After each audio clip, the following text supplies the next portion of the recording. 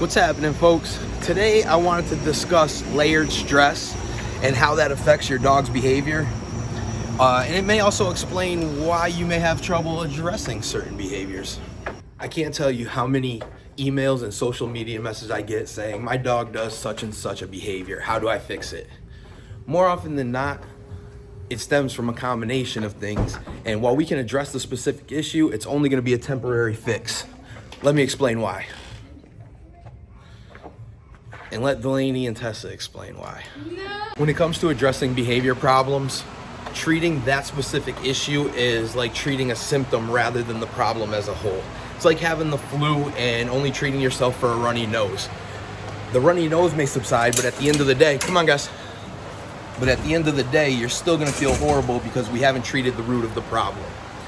The incessant barking, the dog reactivity, is a symptom, but the root of the issue stems from a dog meeting his or her stress threshold. So what is a stress threshold? A threshold is the level at which your body succumbs to the effects of, in this particular case, stress.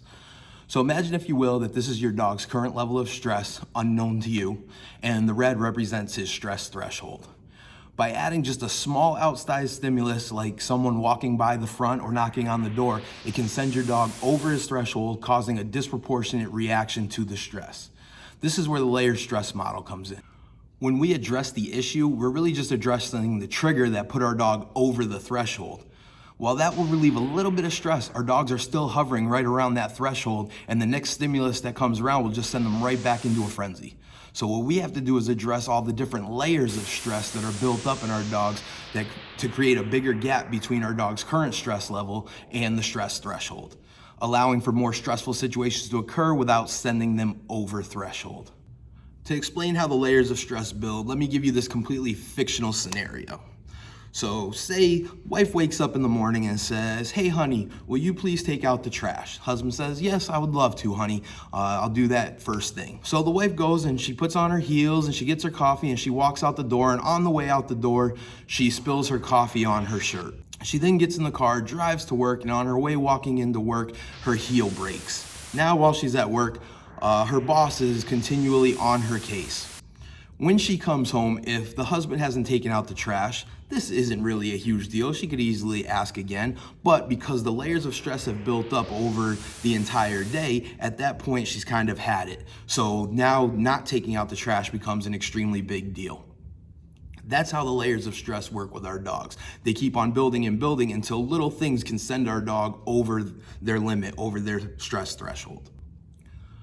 So then the question is, well, how do we address these other layers of stress that we don't even know are there? Stress can come from a number of different things. So when I'm analyzing a dog in a situation, some of the things that I'm asking and looking for are, does our dog have any health issues? If so, how can we adjust what we're doing with them to minimize the effects and the stress that those issues can be putting on our dogs? Is the dog getting regular exercise? Exercise, just like with us, naturally lowers stress hormones like adrenaline and cortisol and stimulates the production of endorphins. So if the answer is no, then we'll start including a daily walk or two. Does the dog know what is expected of them?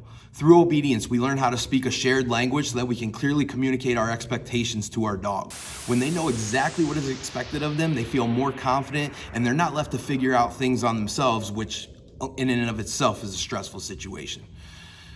Is the dog being biologically fulfilled? Meaning, are we engaging in activities that are genetically hardwired into our specific breeds? For a hound, it might be some kind of nose game like Find It, or for a herding type breed, it might be a game of fetch or flirt pole. If we address these underlying causes of stress as well as the problem behavior, we give our dogs a much better capacity to handle stresses that will inevitably pop up in everyday life with a clear head and a calm demeanor, because it will not send them over their threshold.